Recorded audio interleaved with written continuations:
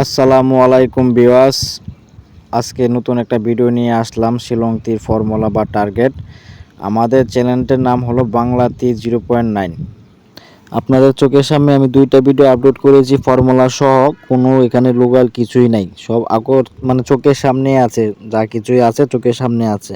ওর আজকের ভিডিওটা উদ্দেশ্য হলো যে আজকে কিন্তু আমি আর আপনাদেরকে কোনো ফর্মুলা দেখাচ্ছি না, এখানে আমি প্রতিদিনে এখন টার্গেট নাম্বারগুলো দেব আর হাউসগুলো দেব, বুঝছেন? হাউস পাবেন, টার্গেট নাম্বার পাবেন।